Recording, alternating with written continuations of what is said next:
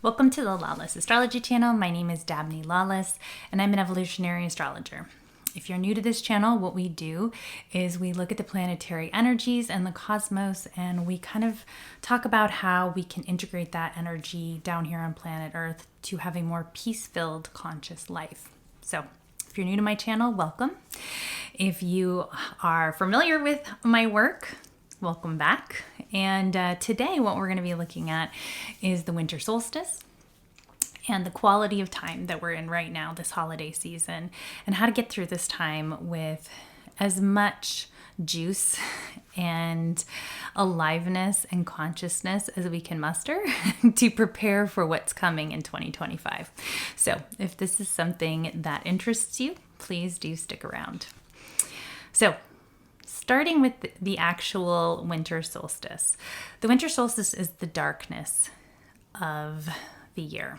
It is the shortest day of the year. It's when the sun goes down so much earlier, and then you wake up and it's dark and you don't want to get out of bed. And so there is this kind of feeling of wanting to kind of hibernate or turn inwards and get cozy. And that has been like that for eons. It is a time to reflect, and it's an internal time. Next year is going to be a very external time. And so I really want everybody watching this video to take this opportunity to recognize that this is kind of a pause. Mars is retrograde. The sun will be entering Capricorn.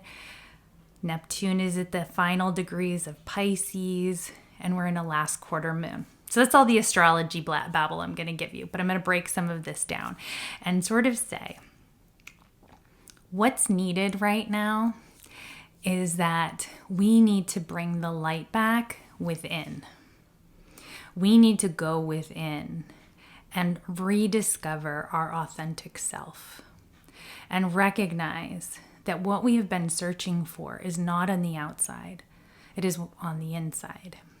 So we live in a society and a culture that really values externals and encourages us to go outside to fill any void that we have inside. It's a very capitalistic society, obviously, but beyond that, it's a very external world. We're looking for others to help us.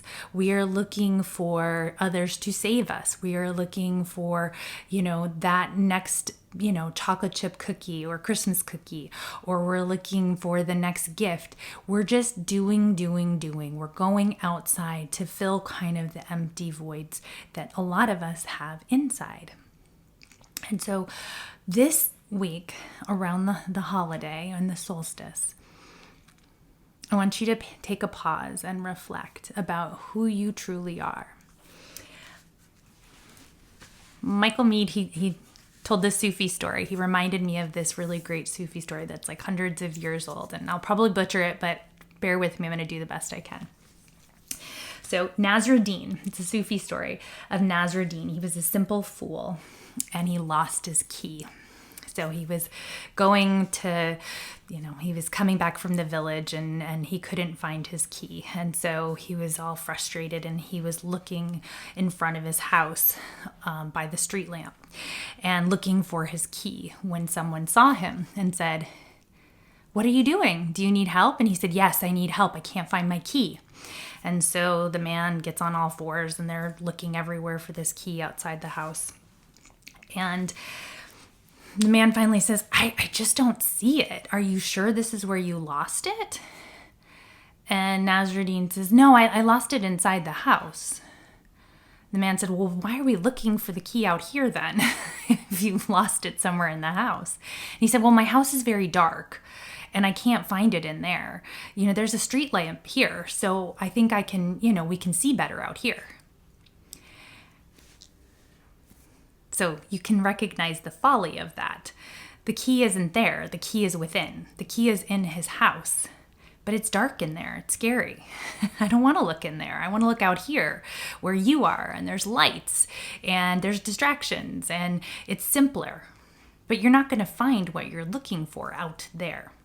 So I was really glad he reminded me of that story, because I think that's where we're at, is this feeling of being lost. So many people, there's a quality of feeling lost right now because we don't know what's going to happen in the coming years. There's new technologies on their way. There's a completely new government. We've seen our institutions, our trusted institutions, from our judiciary to, Congress to, the presidency. Like, we just don't know who to trust anymore, or we don't trust anyone. And so when you get that feeling, you can start to spin out. Like the whole thing with the drones. Well, you can watch one YouTube channel, or you can, pick up one Substack and they're saying it's aliens. And then another one is saying, well, watch out because the Iranians have a ship offshore and that's where they're coming from. Or someone else, it's Chinese spies. And someone else, it's our own government spying on us.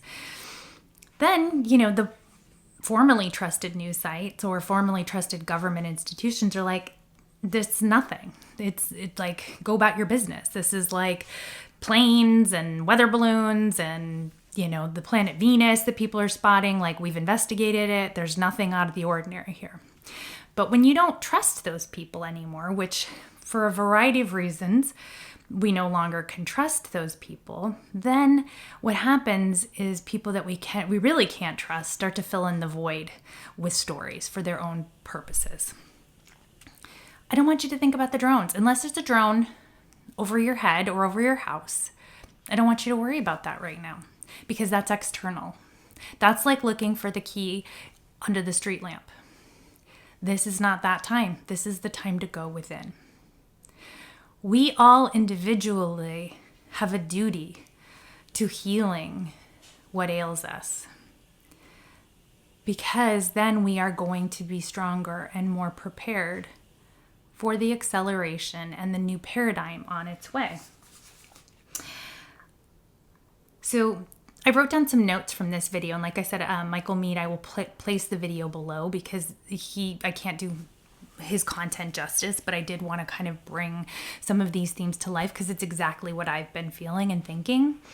Social collapse means we will need to dig deep and gather what is awakening inside us.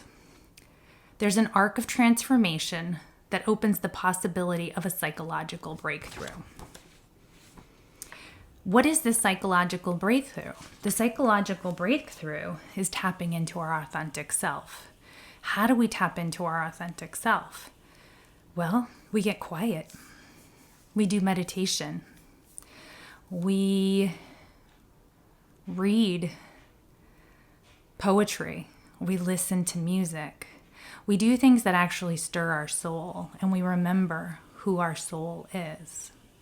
We have so many distractions, so many things on our phone, so many things on the television, video games. I mean, I have a 13-year-old son, and, we do our best to limit it, but that's what they do socially now. There isn't a sense of connection and going outside and being in nature. These are all the things that help connect you to your soul. Hard work. The hard work of actually reflecting on why you do what you do. We all are in this together. I had to come to realize, I can be kind of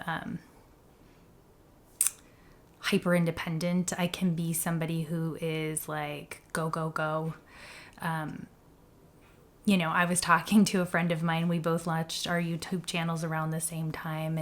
And she was like, I don't know how you do all the things you do. Like, how did you grow this? And how are you doing? You've got you're taking care of your mother, and you've got your full-time job, and you've got your family, and all the things, and then you're doing this YouTube channel and you're doing readings for people. And I said, it is a trauma response. It's a trauma response. That was what I was ingrained to do as a child. What I was taught as a child is you can't fail. Failing was something that could be very dangerous for me as a child. And I'm sure some of you can relate to that. And so I have a very hyperactive nervous system, and I go, go, go. And then I feel like I want to crash. And so I'm being conscious of this. I've been conscious of it for some time, but I have to be even more conscious of it. And so I'm using that as an example of that kind of external go, go, go is sometimes me looking for the key outside of the house when it's really inside of the house. And so I have to simplify. I have to slow down. I have to get my nervous system in alignment, which might mean meditating. It might mean going for a walk in nature. It might mean not saying yes to everything. It might mean a lot of no's, which don't come easily to me. And a lot of women watch this channel, so I know that many of you feel that as well. The no's don't come easily. We're conditioned to say yes. We're conditioned to do for others, to overgive.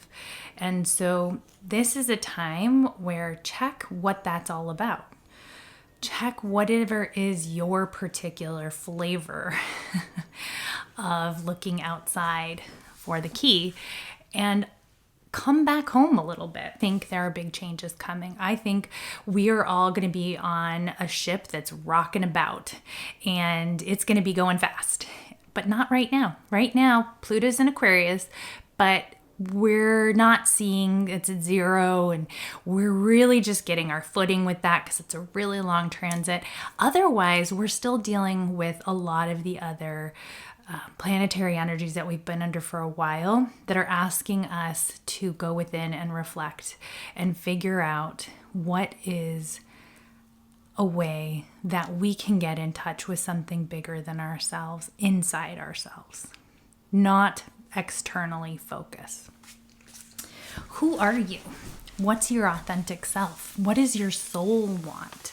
How do you reconnect with your soul? That really is the high side of Neptune and Pisces. How can you reconnect with your soul? Chiron's about to go direct again. It's in Aries. Chiron is asking you, where are you wounded around anger or pain or isolation? There's something that needs to be healed. The more we can do this inner work, the more prepared we're going to be for 2025. We're in a last quarter moon, and in the last quarter moon, things start to fall away. So just acknowledge things falling away. Think about doing some sort of candle ceremony on December 21st when it's the solstice. Light a candle for yourself. Do a meditation. And if you don't know how to meditate, really, there's something called the Calm app that I love that really just guides you. There's a lot of things on YouTube. There's something called Yoga Nidra that I love. And there's a lot of YouTube videos about Yoga Nidra, Nidra. Do a Yoga Nidra. It's about settling down and bringing yourself into awareness. Awareness of your authentic self. That's the quality of time right now. It's not about what's happening in Washington or what's happening in the Ukraine.